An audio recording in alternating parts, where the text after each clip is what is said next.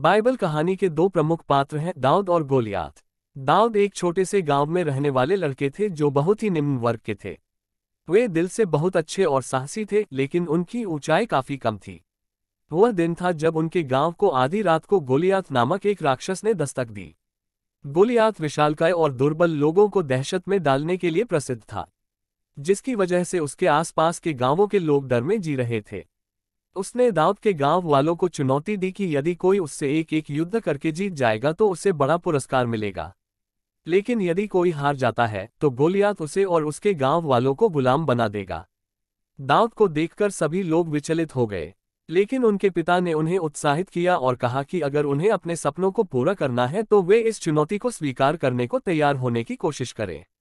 युद्ध के दिन लोग गोलियात के सामने एक कठोर योद्धा ढूंढने के लिए निकले, लेकिन किसी ने भी इस बड़े राक्षस के सामने खड़ा होने के लिए दाम तक नहीं दिया। दाऊद ने वीरता और साहस से अपने हाथों में एक स्लिंग, चट्टानों को मारने के लिए उपकरण लिए और युद्ध मैदान में उतर आए। गोलियात की आंखें बहुत बड़ी और वजन भारी शिला से ढकी थीं, जिससे उसकी आंखों का तापमान किसी भी साधारण इंसान के लिए निर्भय बन गया था। वह उसे नीचे देखते हुए हंसते हुए बोला, तुम भले ही एक बहुत ही छोटे से आकार के लड़के हो, लेकिन तुम यहाँ आने के लिए क्यों आए हो? क्या तुम्हारे पास मेरे सामने खड़े होने का विशेष अधिकार है? दाऊद ने धैर्य से कहा, मैं शायद बड़े नहीं हूँ, लेकिन मेरे अंदर वीरता की भावना है। मैं आपसे युद्ध करने के लिए आया हूँ। गोलियात अचानक खड़े होकर उसे हंसते हुए देखा और बोला, हा हा हा, तुम्हारी हिम्मत तो देखो। चलो, खैरियत से नहीं है, तुम्हारी वीरता की परख लेता हूँ। गोलियात ने अपने भयंकर लक्ष्य के सामने खड़े हुए और दाऊद की तरफ एक बड़ी लकड़ी का खंभा फेंक दिया।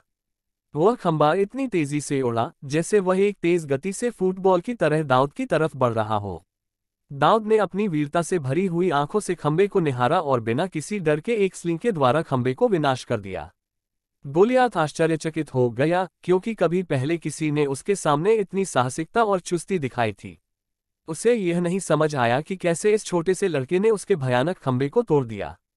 अब दाऊद ने एक और बार धैर्य रखते हुए एक स्लिंग उठाया और गोलियात की ओर फेंका। उस स्लिंग ने गोलियात के मुख को लगा दिया।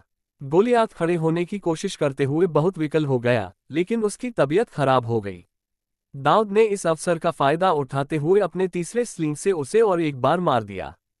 गोलियात का वजन इसके कारण उसकी आंखें भूमि पर गिर गई। गांव के लोगों ने देखा कि दाऊद ने अपने साहस, निष्ठा और बुद्धिमानी से गोलियात को मात दे दी। सभी ने दाऊद को गर्व की नज़र से देखा और उन्हें शानदार विजय के साथ अपने गांव लौटने की सलामी दी। इस कथा से सीख मिलती है कि न कदर में छोटे, न ही शक्ति में कम, सही समय पर सही व्यक्ति के हाथों कुछ भी संभव हो सकता है।